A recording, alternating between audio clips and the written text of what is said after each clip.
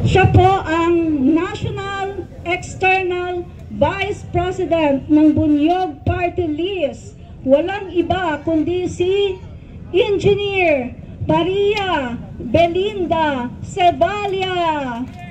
Palakpakan po natin. Nandito na po ba siya? Nandiyan na, announcing, nandiyan na si Attorney Ricky Enzo Recto. Tumutor mo!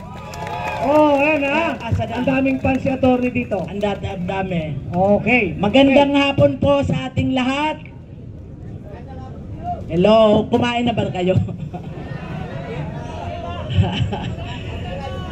Congratulations po sa ating lahat. Nagkakaisa sa iisang hangarin. Wala tayong titingnan kung anong kulay, ano ang ating mga ideolohiya. Ang mahalaga sa atin kung ano ang makakabuti sa ating bayan. Kaya congratulations sa ating lahat at sama-sama tayo ituloy natin na manindigan para sa tama. Ang mga vloggers na iba-iba ang kanilang sinuportahan nung nakaraang eleksyon at ang Bunyog Pagkakaisa Party ay may iisang layunin. Gusto natin na ituloy, iproseso ng Kongreso ang inihain na impeachment laban kay Vice President Sara Duterte. Ito po ang ating adhikain ngayon kasi sobra na. Huwag nating papayagan pa natin ng isang opisyal na ating inihalal. Pinagkatiwalaan natin. Ngayon ay sinisira ang ating tiwala at ayaw sagutin ang ating mga katanungan kung ano ang nangyayari sa pondo ng bayan. Papayag ba tayong ganon? Kaya po ang solusyon, Sara Duterte! Yun lamang po. Maraming salamat. Maraming salamat! Ngayon naman, mga kababayan, ay tawagin natin walang iba kundi isang environmentalist, Bunyog Party, walang iba kundi si David Angelo D. Saglit po, nagkabaliktad yung aking ano. David D. Angelo. Yan, andito na pala sa tabi ko. Uwi na ako, mali yung pangalan. Grabe itong rally na to, no? Uy, kumain na ba? Kumain na ba kayo?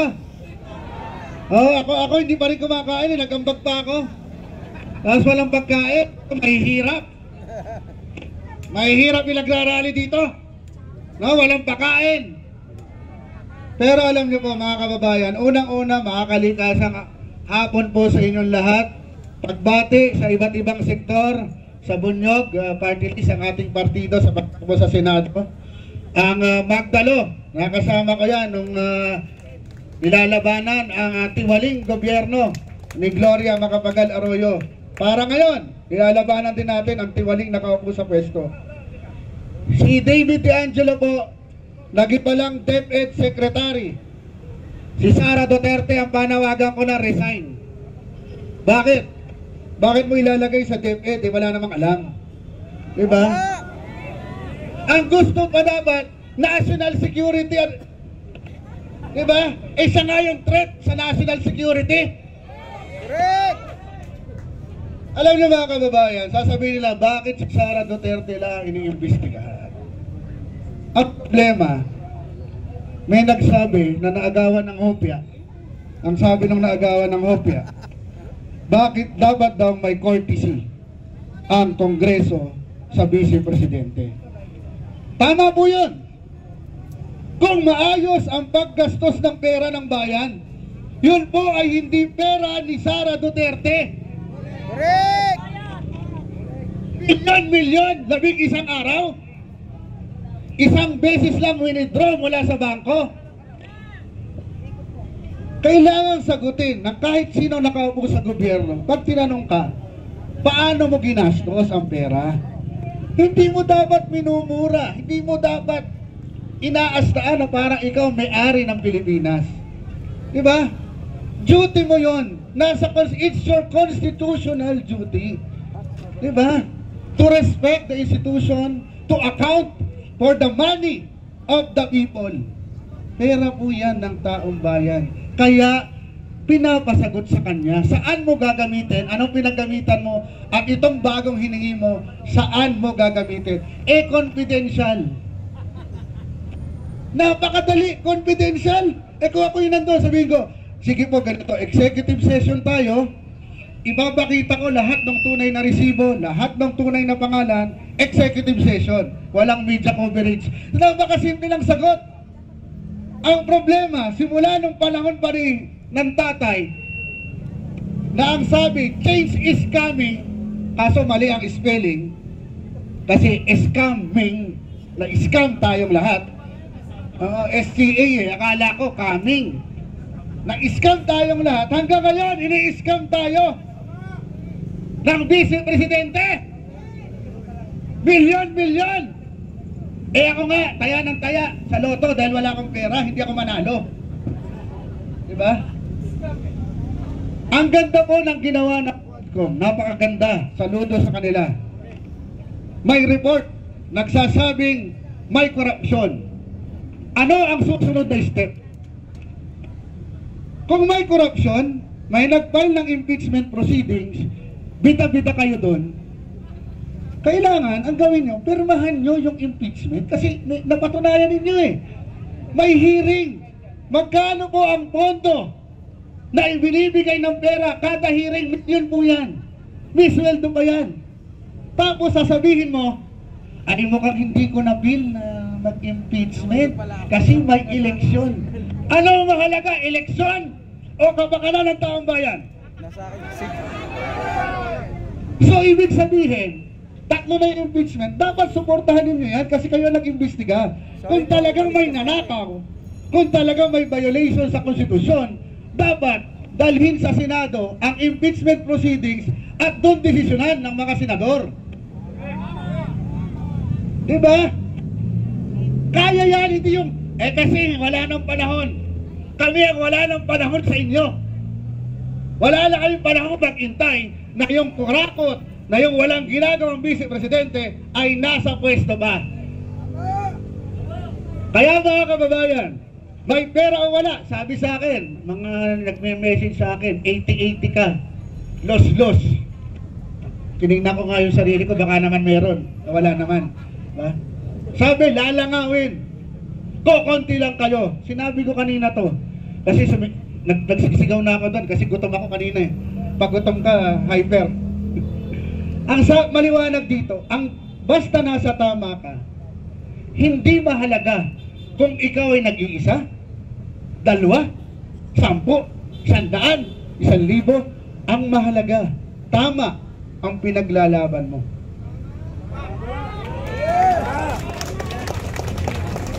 $10 milyon nga kayo. Mali naman ang pinaglalaban nyo. O di sama-sama kayo sa impyerno. Huwag po tayong mahiya kung kukunti, marami tayo. Maging proud po tayo kasi sa loob natin, sa puso natin, ito ang tamang pinaglalaban para sa taong bayan. Kaya isigaw po natin, maliwanag. Sara Duterte! Impeach! Maraming salamat po. Mabuhay po kayo. Mabuhay po ang mamamayang Pilipino. Salamat po. Maraming salamat, Kabunyog, senatorial candidate David De Angelo, isang para sa kalikasan at syempre para sa kabutihan. Ano? Yung bang mga kasamahan nating mga vlogger nagla-live eh. Nakita nyo, sabay partner ko dito. Yan, si partner. Nakikipag-chismis. Talagang vlogger ka, no? Ayan, makita nyo, Isa-isayin lang natin. Siguro admin risk pa tayo natin. Siyempre, yung nasa unahan, admin. Sigaw, Rich! Ako yun. Admin Rich. Palakpak naman. At saka, wait lang partner. Pwede bang pakipollow nyo na rin ako? May promo. Ago Pedalizo ng para. Alibuga! AIDIN 28! Aling Marie! Nandiyan si Aling Marie, mamaya. Aling Marie, mamaya. RJ Angeles! Art Garcia! Si Balita at Kaalaman, nandyan ba sila? Baka pwede kumano, ha? Ballpoint Man, nasaan? Sandali lang po, para may stage tayo, no? Para-paraan, o, di ba? Okay lang, anuhin natin to, mga kabunyok. Gawin nating stage ang pick up, di ba? Di ba? Para talagang kitang-kita tayo. Yung mga vloggers dyan, punta tayo dito para makapagsalita din, para meron tayong t-shirt, oh. Yan.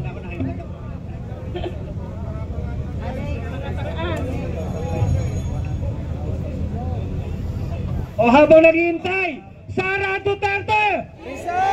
Impeach! Oh, yan po.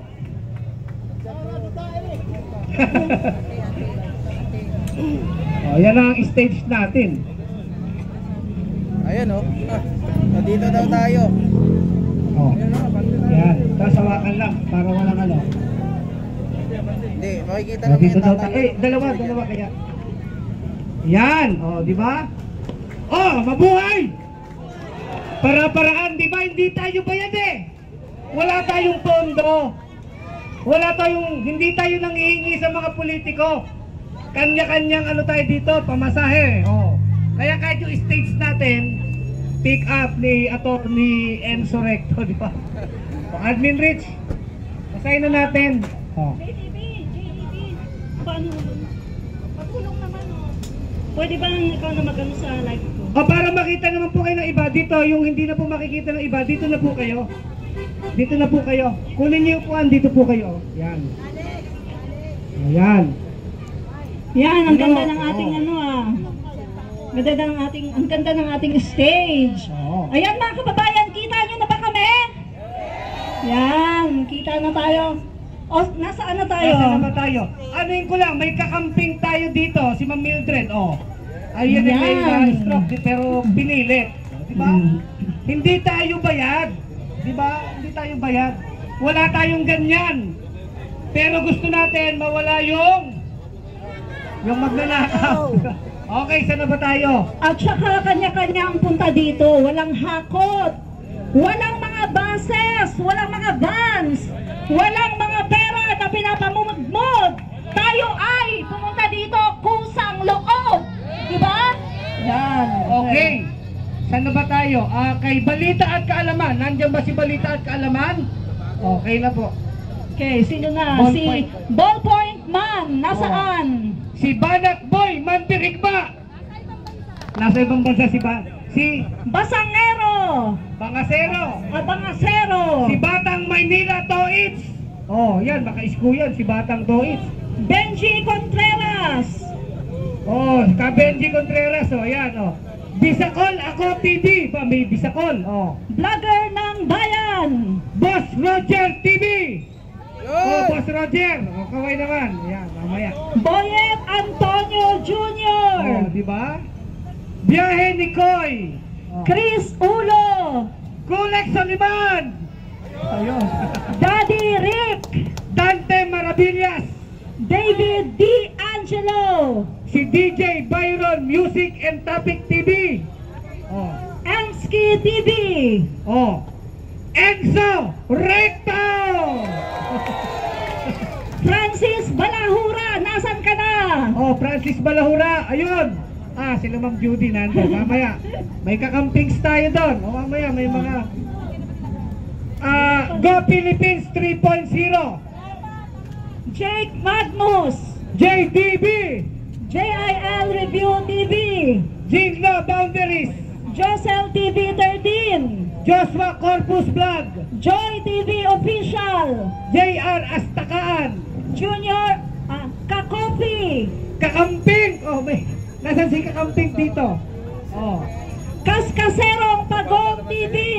Kent Garcia. Lakay Regan. Lintoy Marcial. Makmak Pablo. Maestro Paul. Mami Peng. Oh, si Mami Peng nandyan, oh. Mamita Startalk. Oh, may Startalk pa tayo. Mark Santos Gamboa. Oh. Mark Ramos. Melchor Guevara. Mike Cervera. Mima Alicia. Munting Tinig.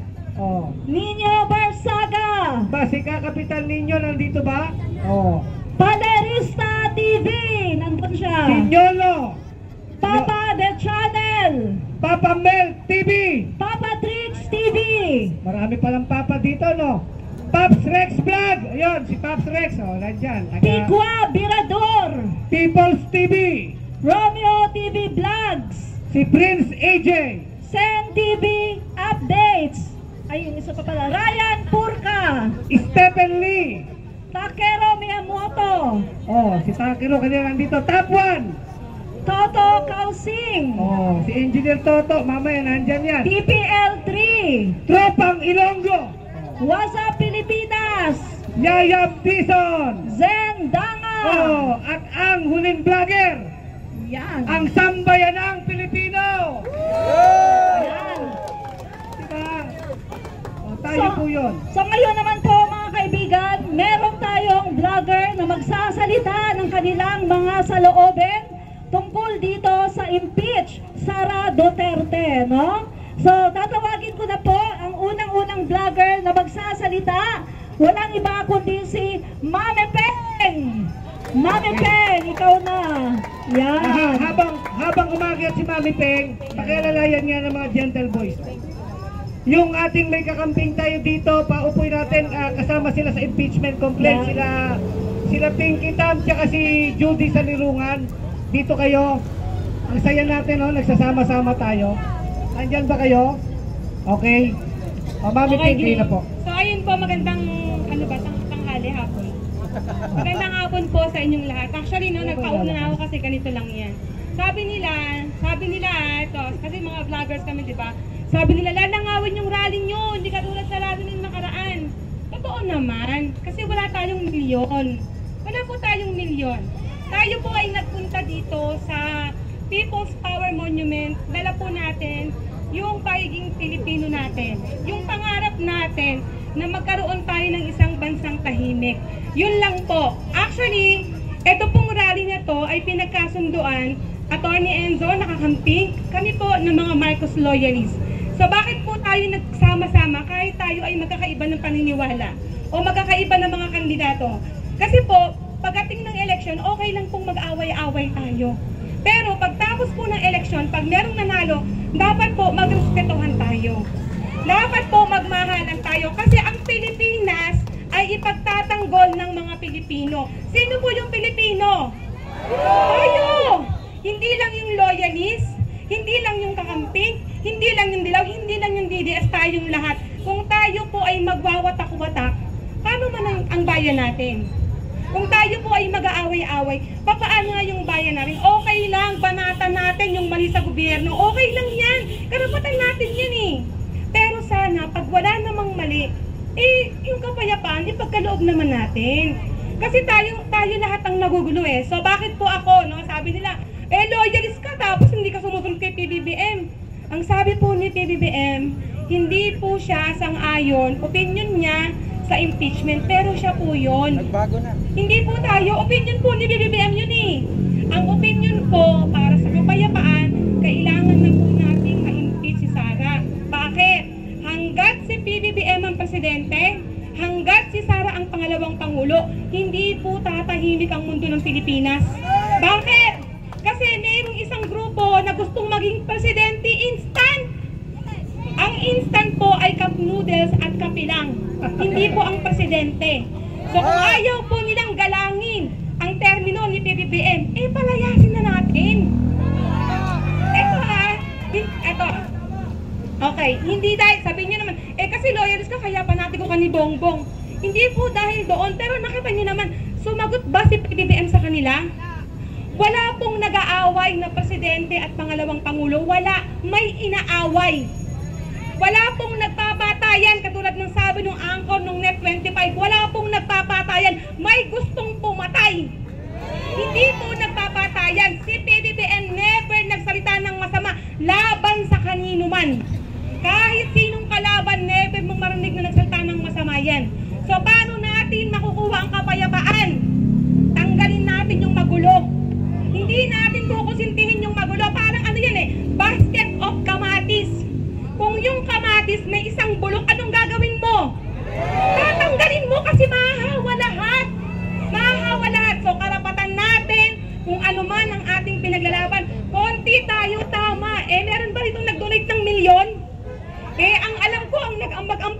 vlogger eh. Oo. Ang alam ko, ang nagbigay-bigay nung huli pa nga, wala. Abiruin mo malapit na yung rally, ang pondo, 500 piso. Santissima Trinidad. Niya walang mag-volunteer hanggang sa nung naglip ako ng GC, nagbigay na yung mga vlogger. Walang nagkaroon ng pondo. walang pambayad ng stage. Walang pambayad ng stage. Kasi bakit? Kasi yung rally natin, organic. Walang pinilit. Walang hinakot. Wala nga tayong mapakain sa mga tao eh.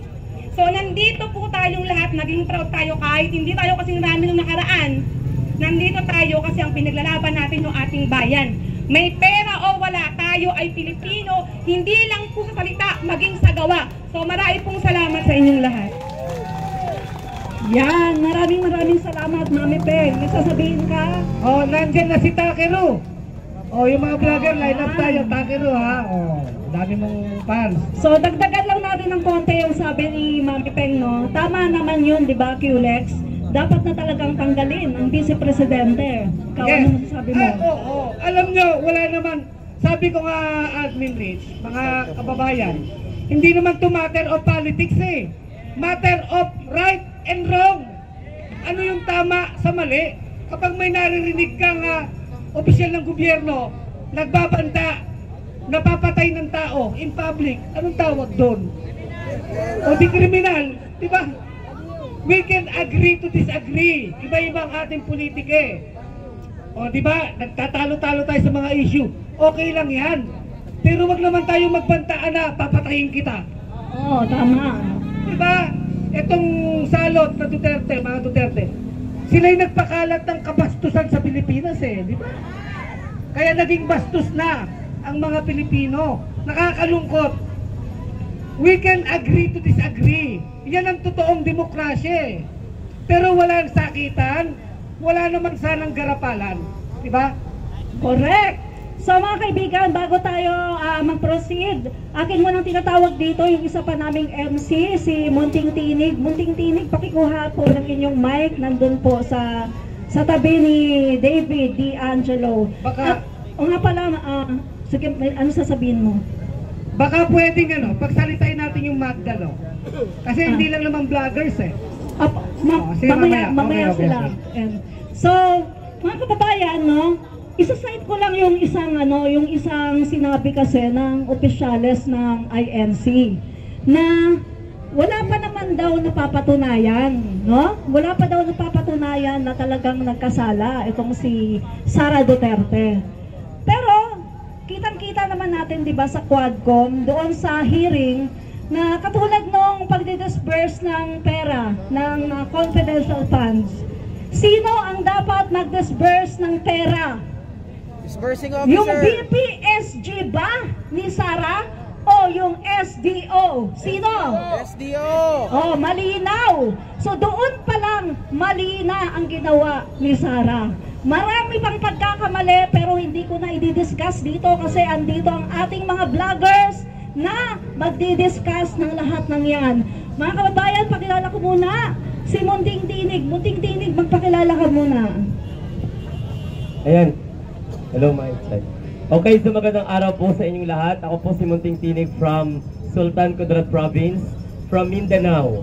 Isa po ako sa nakikiisa bawat rally na ginagawa po natin dito sa Metro Manila. So, panahon na po upang iparinig natin yung ating mga munting tinig, okay, para po malaman ng taong bayan na tayo po ay hindi takot na ipaalam na dapat ang mali ay mali at ang tama ay tama. Sa panahon ngayon, ang pinag-uusapan po natin ay impeachment.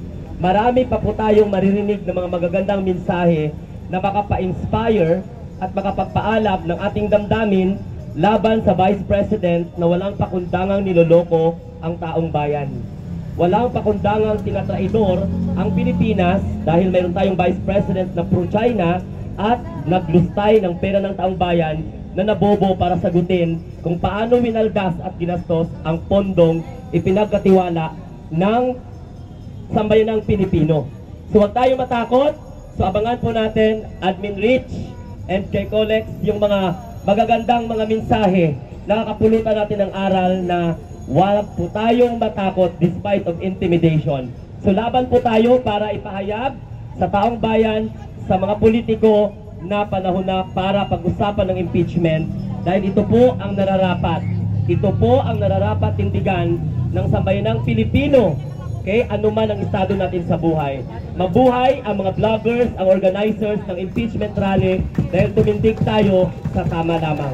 At sa mga media na nagko-cover, maraming salamat dahil sa inyo marinig po ang boses ng sambayanang Pilipino laban sa walang kwenta at Bratanela na Vice President. Salamat, Munting Tinig! Sara Duterte! Impeach! Okay.